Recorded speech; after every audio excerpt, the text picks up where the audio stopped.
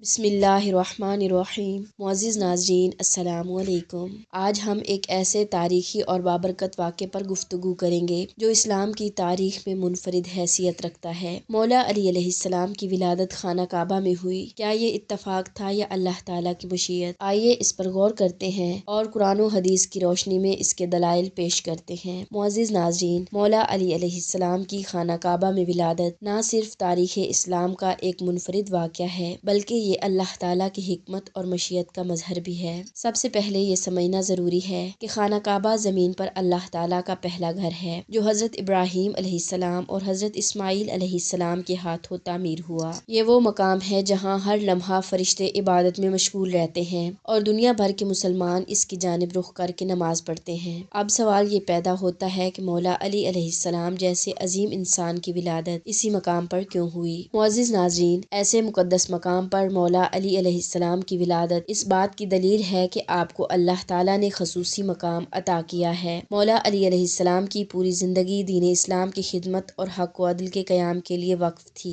आपकी विलादत खाना काबा में होना इस बात का ऐलान था कि आपकी ज़ात दीन हक़ के लिए मुंतखब है। अल्लाह ताला ने हर नबी और वली के लिए एक ख़ास मकाम मुकर्रर किया है। मौला अली अलैहिस्सलाम ने बचपन ही से रसूल खुदा सल्लल्लाहु अलैहि वसल्लम के ज़ेर साया परवरिश पाई और अपनी पूरी ज़िंदगी दीन इस्लाम की खिदमत में गुजारी। आपके मकाम को बुलंद करने और दुनिया को आपकी अहमियत दिखाने के लिए अल्लाह ताला ने आपकी विलादत खाना काबा में रखी। ये अल्लाह का मुंतखब करदा फैसला था जो इस बात को ज़ाहिर करता है कि मौला अली अलैहिस्सलाम को दीन इस्लाम के लिए अहम किरदार अदा करना था। इसके अलावा ऐसे मुक़द्दस मकाम पर किसी की विलादत इत्तफ़ाक़िया नहीं हो सकती। जनाब अब्बास इब्ने अब्दुल मुत्तलिब बयान करते हैं कि वो और यज़ीद इब्ने काब और बनी हाशिम और बनी अज़ा के चंद अफराद खाना काबा के पास बैठे थे। हज़रत फातिमा बिनते असद तशरीफ लाई और खाना काबा के करीब आकर खड़ी हो गई। जनाब अब्बास कहते हैं कि हमने देखा कि चंद लम्हों के बाद जनाब फातिमा के चेहरे पर घबराहट के आसार नमूदार होना शुरू हो गए। खाना काबा का दरवाज़ा मुकफ़्फ़ल था और बीबी ने लरज़ते हाथों को दुआ के लिए उठाया,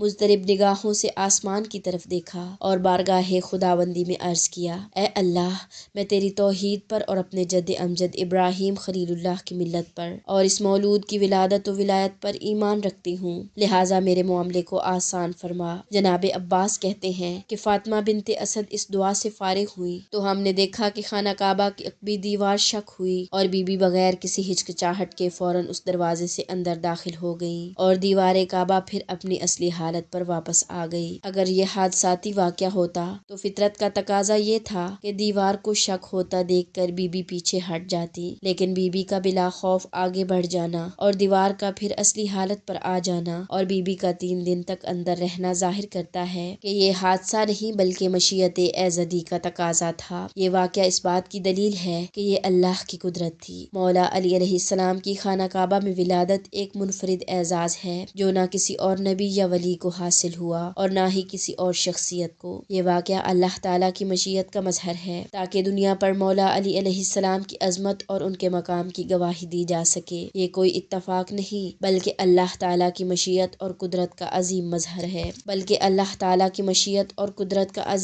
है मुअज़्ज़िज़ नाज़रीन, इंशाअल्लाह नेक्स्ट वीडियो में हम आपको बताएंगे कि 13 रजब को कौन कौन से मौजज़ात रोनुमा हुए। अगर आपको हमारी ये वीडियो पसंद आई हो तो इसे लाइक करें और शेयर करें और हमारे चैनल को सब्सक्राइब करें ताकि मज़ीद इस्लामी मौज़ूआत पर आप तक मुस्तनद मालूमात पहुँच सकें। मिलते हैं नेक्स्ट वीडियो में, तब तक के लिए अल्लाह हाफ़िज़।